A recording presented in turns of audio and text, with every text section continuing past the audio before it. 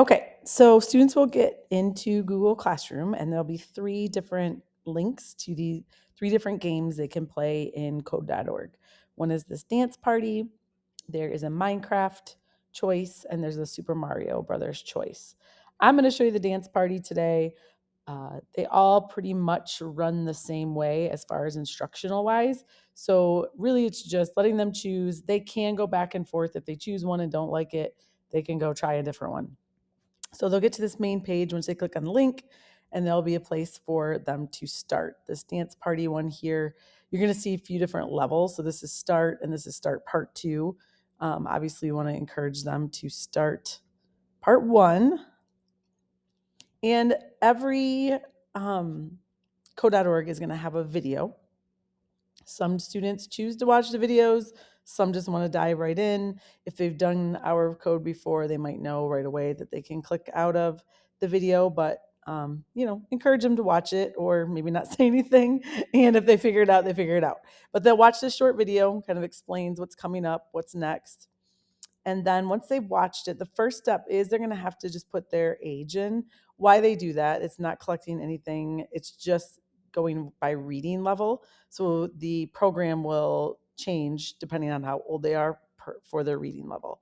So I'm just going to put in 7. You'll see there is some reading up here. Some students will be able to read this, some won't.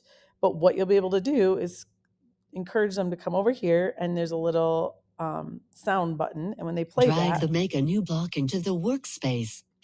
it will read it for them. Really, these are very easy to follow. They just need to know, and the blocks are already laid out for them. They just need to know to drag this red block over to the setup block and then click OK. So they can click out of these directions. And then they just need to drag. And many of students have done something like this before, so it shouldn't be too foreign to them. But what they'll do, for example, this one says, drag it over and then choose whether you want to be a cat or a sloth. So let's say I choose sloth. And then to get it to run on every program, you have to run over here, come over here and click run. A higher power got me singing every second, dancing every hour. Oh yeah, you've got. And then when they finished it, it will give them this little congratulations. You've completed your puzzle. Continue. Another video, again, they can choose to watch or X out.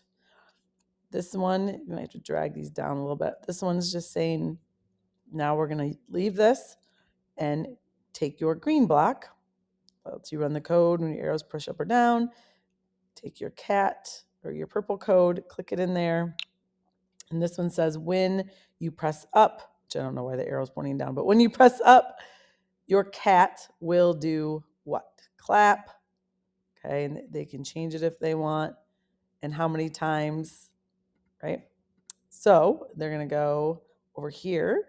When they press run, the biggest thing is they need to also press their up button. So you're going to see that the music will go along with it.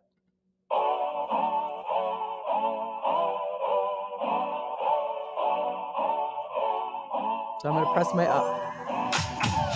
So I made the cat clap by pressing my 2 up buttons. And then you could continue. So students will just keep running through these modules. They might just need some help with directions a little bit here and there, but always remind them they can click on the sound and it will read it to them. And sometimes it's just exploration. They'll just drag and drop things, and that's fine. We just want them to kind of create with this code.